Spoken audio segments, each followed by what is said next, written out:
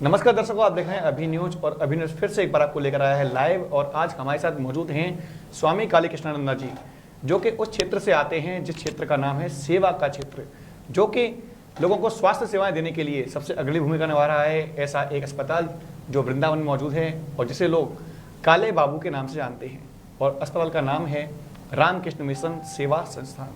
जी हाँ, हम बात करने जा रहे हैं आज स्वामी काली कृष्णानंद से कि आज रामकृष्ण मिशन एक क्षेत्र में पहचान बन चुका है अपने आप में, और कुछ दिन पूर्व ही वहाँ पर नए नए भवनों का निर्माण भी किया जा रहा है। तो आखिर ये क्षेत्र जो सेवा कर रहा है लगातार, ये लगभग कितने सालों से ये सेवा के क्षेत्र में जुड़ा हुआ है? ऐसा आप सभी को पता है, ये रामकृष्ण मिशन जो है जी, स्वामी विवेकानंद जी ने इसकी स्थापना की थी। तो हमारा हेडक्वार्टर्स है बेलूर मठ में, और उनकी शाखाएं ऑल ओवर द वर्ल्ड है, और इंडिया में 180 के आसपास शाखाएं हैं। और वृंदावन की शाखा जो है 1907 में इसकी स्थापना की गई थी। 1907 से ही यहाँ का मेडिकल सेवाएं भी शुरू की गई थी। तो अभी 114 साल कंप्लीट होकर 115वीं साल चल रही है। जी, जब हॉस्पिटल का शुरुआत हुआ था, एक 5 बेडेड छोटे से हॉस्पिटल से शुरू हुआ था। इनिशियली वो होम्योपैथी था, और कुछ महीनों के अंदर ही 5 बेड हॉस्पिटल से शुरू हुआ था। उसके बाद 10 बेड किया गया था, उसके बाद 50 बेड, उसके बाद 65 बेड, उसके बाद 165 बेड, उसके बाद 240, अभी ये 300 बेड मल्टी स्पेशलिटी हॉस्पिटल बन गया है। यानी कि बात की जाए तो उस दौर में इसकी शुरुआत हुई थी जब लोगों को स्वास्थ्य सुविधाएं मिल नहीं पाती थी, जब लोग स्वास्थ्य के लिए परेशान थे। और आज़ादी के कुछ समय पूर्व का समय आप बता रहे हैं 1907, यानी कि आज़ादी मिली हम लोगों को 1947 में, और जिस वक्त ये बना था उस समय पर बेहतर स्वास्थ्य सुविधाएं नहीं थी लोगों के पास में। लोग परेशान थे, कुपोषण के शिकार भी थे, और महामारियों का दौर भी हम लोगों ने उस समय देखा था, लोगों ने बताया जाता है। तो उस समय पर क्या सोच रही होगी, इसको बनाने का उद्देश्य क्या रहा था होगा?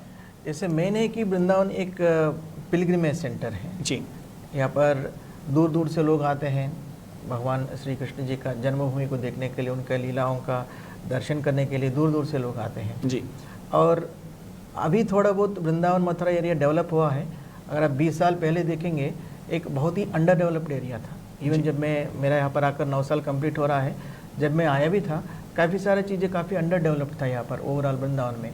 अभी पिछले कुछ सालों से ओवरऑल यहाँ पर डेवलप होता जा रहा है। तो आप सोच सकते हैं कि 1907 में क्या रहा होगा यहाँ पर, मेडिकल फैसिलिटीज़ का बोलिएगा, कोई भी सुविधा को लेकर।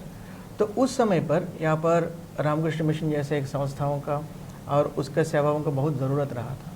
और उसी समय देखा होगा, उस समय जो भी महाराज लोग रहेंगे यहाँ पर, उन्होंने नोटिस किया होगा कि यहाँ पर मेडिकल सेवाओं का बहुत ज़रूरत है। तो इसी कारण से उन लोगों ने ये फैसिलिटी शुरू किया है। हमारा हरिद्वार में भी एक बहुत बड़ा हॉस्पिटल है, वहाँ पर भी जब हमारे सेवाएं शुरू की गई थी, आसपास में कोई हॉस्पिटल सेंटर नहीं था, वहाँ पर लोगों को सुविधा नहीं थी एक हॉस्पिटल का। तो उस समय पर हमारा हॉस्पिटल शुरू हुआ, वहाँ पर साधु लोगों के लिए, गरीब लोगों के लिए एक वरदान बना रहा। अभी भी बहुत सारे साधु संतों का वहाँ पर सेवा होती है। वैसे ही यहाँ पर भी अभी यहाँ पर आप देखेंगे तो वृंदावन में अभी भी काफ़ी सारे गरीब हैं, और हमारा हॉस्पिटल में देखेंगे तो मेनली ये बना है गरीबों की सेवा के लिए। वैसे धनवान भी वेलकम है, सभी लोग का स्वागत है, सभी लोगों की सेवा मिलती है, लेकिन मेनली ये बना है गरीबों के लिए जो एक प्राइवेट हॉस्पिटल में नहीं जा सकते, और सरकारी हॉस्पिटल में इस तरह की सुविधाएँ नहीं है। इस तरह के लिए सिर्फ और सिर्फ हमारा हॉस्पिटल बचा है।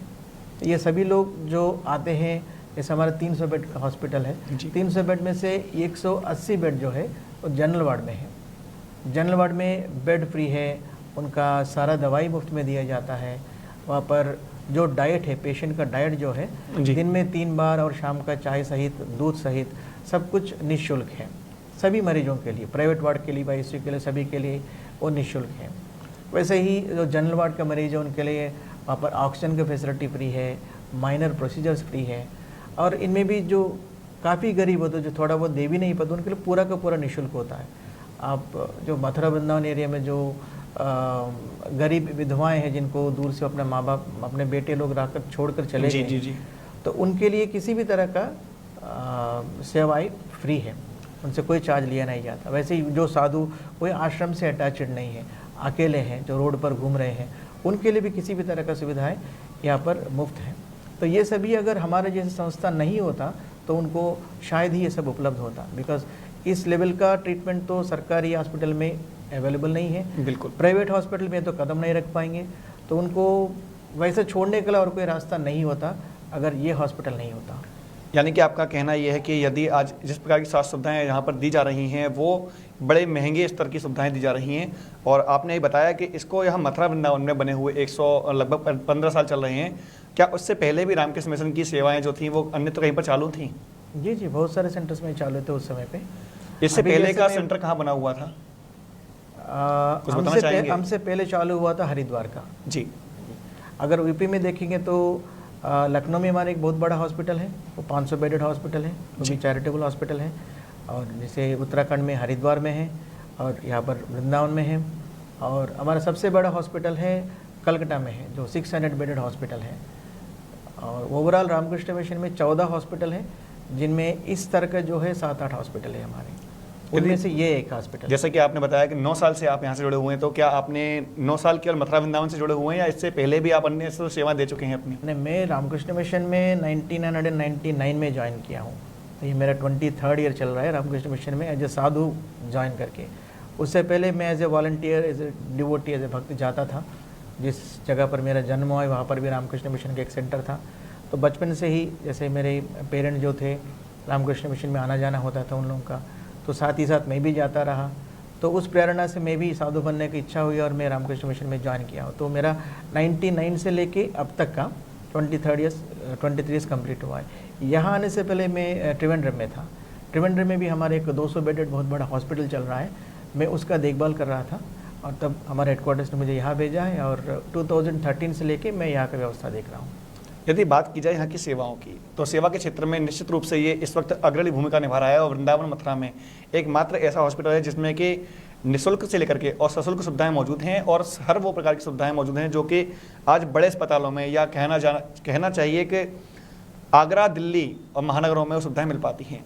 तो उस क्षेत्र को देखते हुए क्या समझते हैं, क्या कहना चाहेंगे कि लोगों को जिस प्रकार की सुविधाएं मिलनी चाहिए और यहाँ पर मिल रही हैं, तो आखिर क्या ऐसी आवश्यकता, महती आवश्यकता पड़ी कि आप लोगों ने इतनी महंगी जो सुविधाएं हैं वो आप लोगों को निःशुल्क दे रहे हैं? आखिर भाव क्या है आपका? भाव वही है, देखिए, जो पैसे वाला है वो कहीं भी जाकर सेवा ले सकता है जी, उसके लिए दूरी का कोई समस्या नहीं है। लेकिन जो गरीब है वो ना दूसरी जगह पर ट्रैवल कर पाएगा, ना इतना पैसा देकर वो ट्रीटमेंट ले पाएगा, तो practically he is left helpless. उस तरह के लोगों के लिए ये चैरिटेबल संस्थाएं ही उनका एक वरदान है। रामकृष्ण मिशन के अलावा भी 2-3 हॉस्पिटल यहाँ पर शुरू किए गए थे, लेकिन किसी कारण से वो चल नहीं पाए थे। लेकिन ये भगवान की दया है कि रामकृष्ण मिशन हॉस्पिटल 114 साल से सक्सेसफुली चल रहा है और आगे ही बढ़ रहा है। जैसे आपने बताया था कि कॉस्टली सेवाएँ जो बाहर जाने से बहुत एक्सपेंसिव हो सकता था, वो अभी यहाँ पर उपलब्ध है। जैसे आपको पता होगा हमारे हॉस्पिटल में अभी कैंसर की अत्युत्तम सेवाएं उपलब्ध है, जो आसपास में पूरा आगरा मंडल में कहीं भी नहीं है एक्सेप्ट कि हमारा हॉस्पिटल में। सिमिलरली हमारा हॉस्पिटल में कार्डियोलॉजी की भी सुविधाएं हैं, जो एंजियोग्राफी, एंजियोप्लास्टी, जो स्टेंट लगाते हैं और पेसमेकर लगाते हैं, वो सुविधाएं उपलब्ध है। अभी रिसेंटली हमने न्यूरो सर्जरी का भी सुविधाएँ हमने चालू किया है। उसके अलावा यूरोलॉजी है, 10 बेडेड डायलिसिस यूनिट है विथ नेफ्रोलॉजी। तो ये सभी सेवाएँ सुपर स्पेशलिटी जो है चालू की गई है। अब अगर ये सुविधाएं यहाँ पर नहीं होता तो मरीजों को दूर दूर तक जाना पड़ता। बिल्कुल। अभी एक कैंसर ऑपरेशन के लिए इस कैंसर का नाम से ही लोग लाखों रुपए का चार्ज कर रहे हैं। बिल्कुल। बल्कि उसमें खर्चा अगर देखेंगे तो इतना ज़्यादा खर्चा नहीं होता है जितना बाहर कॉर्पोरेट हॉस्पिटल बोले, कोई प्राइवेट हॉस्पिटल जो चार्ज करते हैं, उनमें से शायद ही 5 to 10% उनका खर्चा है, बाकी 90% उनका इनकम है। अब वही चीज़ हम लोग जो खर्चा और उसी में दे रहे हैं, और जो गरीब वो भी नहीं दे पा रहे, उसको जान बचाने के लिए हम उसको कंसेशन में हो, मुफ्त में भी करते हैं। मैं बात करूं इस वक्त प्राइवेट चिकित्सा सुविधाओं की और चैरिटेबल सुविधाओं की, तो क्या आप मानते हैं कहीं ना कहीं पर आज जो इतने अस्पतालों की बाढ़ सी आई हुई है, जगह जगह पर नए नए मल्टी सुपर स्पेशलिटी हॉस्पिटल बन रहे हैं, और देखते हैं न्यूरोलॉजिस्ट बन रहे हैं, बड़े बड़े कहीं पर भी देखते हैं बड़े बड़े अस्पताल बन रहे हैं, लोग अपने अपने चिकित्सालय खोल कर बैठे हुए हैं, तो क्या आप भी मानते हैं कहीं ना कहीं पर शिक्षा के क्षेत्र के बाद में आज स्वास्थ्य सेवाओं के क्षेत्र में जो वृद्धि हो रही है, डॉक्टर कहीं ना कहीं इसका दुरुपयोग कर रहे हैं? कुछ परसेंटेज दुरुपयोग हर फील्ड में होता ही है जी, आप इसको रोक नहीं पाएंगे। सो स्वामी विवेकानंद से the devil evil remains always. उसको हम जितना कम कर पाएंगे वही कोशिश रहेगा, लेकिन आप पूरा का पूरा उसको निकाल नहीं सकते सोसाइटी से। सो दुरुपयोग तो हर जगह पर होगा, वैसे ही मेडिकल फील्ड में भी है, लेकिन सभी लोग ऐसे नहीं होते हैं। अगर आप प्राइवेट में भी देखेंगे, ऐसा नहीं कि 100% लोग पैसा लूटने के लिए बैठे हैं। वो भी अच्छा काम कर रहे हैं। लेकिन जैसे प्राइवेट हॉस्पिटल है, उनको एक तो उनका खर्चा निकालना है, प्लस उनका कुछ आमदनी भी चाहिए, उनका फैमिली चला रहा है, उनका बच्चों को पढ़ाना है। तो मेरा कहना ये कि लोग अननेसेसरली कोई भी, बल्कि वो गरीब हो कि अमीर हो, किसी भी इंसान का अननेसेसरली पैसा लूटना ठीक नहीं है। जितना उनका खर्चा हो रहा है खर्चा लीजिए, उसके ऊपर उनका जो प्रॉफिट चाहिए प्रॉफिट लीजिए और सेवा दीजिएगा। कुछ समय पूर्व ही आपके यहाँ पर एक और यूनिट शुरू हुई है, क्या यूनिट है वो और किस प्रकार से आज काम करेगी वो? यूनिट माने रिसेंट जो परसों एक कैंटीन का उद्घाटन किया गया था, सादा कैंटीन। जैसे थोड़ी देर पहले मैं बोल रहा था, हॉस्पिटल में जितने भी मरीज हैं हमारे, सभी मरीजों को दिन में 3 बार और दोपहर का चाय, ये चारों बार हम लोग पूरा निःशुल्क देते हैं सारे मरीजों के लिए जी। लेकिन उनका तीमारदार जो है, उसके अलावा कई सारे विजिटर्स आते हैं, उसके अलावा हमारा अपना स्टाफ है, कैंपस के अंदर काफ़ी सारे लोग रहते भी हैं, मोर देन 400 लोगों का वहाँ पर आवास होता है। इनका भी खाने की व्यवस्था के लिए कुछ लोग बाहर से ख़रीदते हैं। तीमारदार स्पेशल आसपास में कोई रेस्टोरेंट है ही नहीं, कोई ढाबा टाइप का कुछ है ही नहीं, तो वो लोग का काफ़ी समय से असुविधा हो रही है खाने के लिए। तो हमने सोचा कि कैंटीन का सुविधा हो जाए तो सबके लिए अच्छा होगा। तो इसी कारण से परसों हमने कैंटीन का भी उद्घाटन किया गया था। मंत्री लक्ष्मी नारायण चौधरी जी आए थे जी, वहाँ पर उसको उद्घाटन किया था। तो क्या शुल्क रखा गया है जो तीमारदार आते हैं उनको खाने पीने के लिए? क्योंकि देखा जाता है कि लोगों को बाहर काफ़ी महंगा खाना मिलता है। नहीं, ये अभी उसका रेट्स जो है हमसे बात करके तय किया जाता है जी, और बाहर से डेफिनेटली उसको कम रखा गया है जी, और सिंस वो हमने दूसरों को रेंट पे दिया गया है, ऑब्वियसली उसका थोड़ा प्रॉफिट भी वो देखेगा। जी, लेकिन पेशेंट के लिए तो पूरा का पूरा हमारा जिम्मेदारी है। बिल्कुल। जितने मरीज हैं उसके अंदर हॉस्पिटल में, वो प्राइवेट रूम में हो, ना कि जनरल वार्ड में हो, ना कि आईसीयू में हो, सभी का उन खाने का जिम्मेदारी हमारा है। तो वो हम खुद ही देते हैं, निःशुल्क देते हैं। ये उनके अलावा है। क्या मेडिकल छात्रों के पढ़ाई के लिए भी आपने कुछ व्यवस्थाएं कर रखी हैं यहाँ पर? हमारे हॉस्पिटल में एक नर्सिंग स्कूल चल रहा है जी, साल में 30 बच्चों का वहाँ पर एडमिशन होता है। जनरल नर्सिंग एंड मिडवाइफरी का डिप्लोमा कोर्स है 3 साल का। जी, तो आप देखें कि हमारे हॉस्पिटल में जितने सारे नर्सेस हैं, एटलीस्ट 80% ऑफ देम वो वहीं पर पढ़ाई करके वहीं पर जॉब कर रहे हैं। तो उसके बाद वो कुछ लोग दूर दूर से आए हैं तो अपना अपना घर चले जाते हैं, कुछ लोग हमारे यहाँ कंटिन्यू करते हैं। तो यदि बात की जाए तो रामकृष्ण सेवा मिशन आज जो पहचान बन चुका है, इसको और आगे बढ़ाने के लिए भी लगातार प्रयास किए जा रहे हैं और देखा जाता है कि जनता जो है वो विश्वास भी काफ़ी कर रही है। लेकिन कभी कभी ऐसा होता है कि हम लोग चाहते नहीं हैं किसी मरीज की वहाँ पर जाकर दुर्घटना के कारण किसी प्रकार से मृत्यु हो जाए, लेकिन कभी कभी ऐसे केस आते हों तो उस समय कैसा महसूस करते हैं? क्या कभी कभी मशीनों की कमियाँ ऐसी होती हैं जो मरीज आने के बाद में दम तोड़ देते हैं? देखिए, जो आदमी जन्म लिया है मृत्यु तो तय है जी, आज नहीं तो कल। हम सबका कोशिश यही रहता है कि जो बंदा हमारा हॉस्पिटल में आए, जो मरीज हमारा हॉस्पिटल में आए, वो अच्छे से अच्छा होकर जाए। लेकिन कुछ बीमारी ऐसे को तो जानलेवा है ही। तो हमारे कोशिश ये रहती है जब तक वो मरीज जिंदा है, 2 दिन हो न कि 2 साल हो, उसका जो फिजिकल जो दुख है वो जितने कम कर पाए उसी का हमारा कोशिश रहता है। सबका जो जानलेवा बीमारियों को ठीक करके उनको इसीलिए देखा जाता है कि मुश्किल सेवा होता के है। क्षेत्र में आपका जो अस्पताल है वो सबसे अग्रणी रहता है। और देखा भी है कि लोग अगर बात करते हैं बाहर कहीं पर भी तो कहते भी हैं कि यदि स्वास्थ्य के साथ में सेवाएं मिलती हैं तो काले बाबू हॉस्पिटल में मिलती हैं, और यही विश्वास लगातार लोगों को आपकी ओर लेकर भी आता है। और उसी का परिणाम है कि आज लगातार काले बाबू हॉस्पिटल जो है वो एक पहचान बनाता हुआ आगे बढ़ रहा है।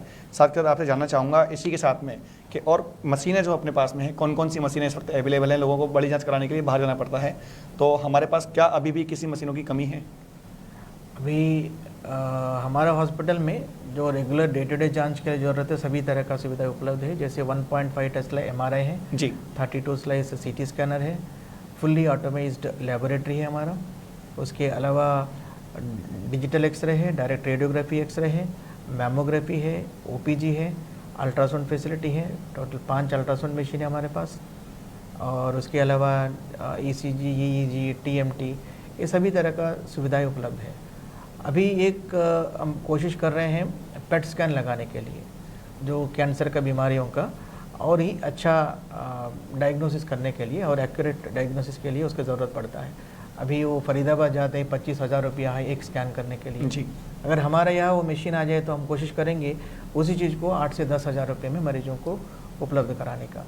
तो अभी उस कोशिश में है। अगर पेट स्कैन हमारा लग जाएगा तो शायद ये आगरा मंडल में पहला पेट स्कैन होगा। तो इतने सारे मरीजों के लिए सुविधा हो जाएगी। इसके अलावा हमारे पास कैथ लैब भी है, जिसमें एंजियोग्राफी प्लास्टिक्स वगैरह लगता है। उसका हम और अपग्रेड करके एक नया मशीन लगाने वाले हैं और 2 महीने के अंदर वो मशीन लग जाएगा। यदि बात की जाए प्रतिदिन के मरीजों की, तो लगभग कितने मरीज प्रतिदिन अपने यहाँ पर इलाज के लिए आज भी आते हैं? डेली अबाउट 1200 से 1300, 1200 से 1300 लोग ओपीडी में आते हैं और भर्ती हुए मरीजों की संख्या 230 के ऊपर रहता है प्रतिदिन। जी। तो यानी कि एक जैसे काफ़ी बड़ी आज सुबह का ही है 236 मरीज थे आज मॉर्निंग का 8 बजे का। यानी कि मतलब 200 से 250 मरीज प्रतिदिन आपके यहाँ भर्ती होते हैं और उसी संख्या में लोग रिलीज भी होते हैं, निकलते भी हैं यहाँ से। 200-250 भर्ती नहीं होते, 200-250 रहते हैं। डेली भर्ती बोलना है तो 50 से 60 का भर्ती, 50 से 60 का डिस्चार्ज होता है प्रतिदिन।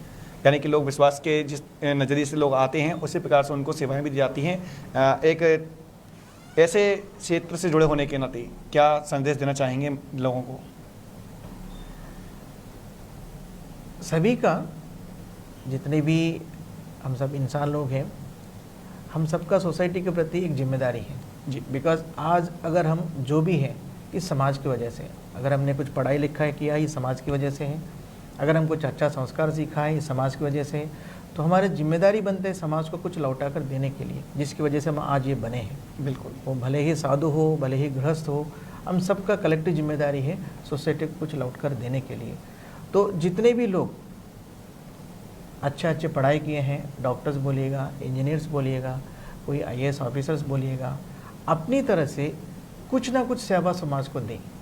अपना इनकम तो बन ही रहा है, उसके साथ साथ प्रत्येक आदमी सोसाइटी के लिए कुछ ना कुछ करे। एक आदमी अच्छा पढ़ाई, कम से कम वो 10 लोगों का और अच्छा पढ़ाई कराए। कोई डॉक्टर बनाए, प्रतिदिन तो कमा रहे हैं 100 मरीजों को दे के, कम से कम 10 मरीजों को फ्री करें। 10 ऑपरेशन करें, 1 ऑपरेशन फ्री करें।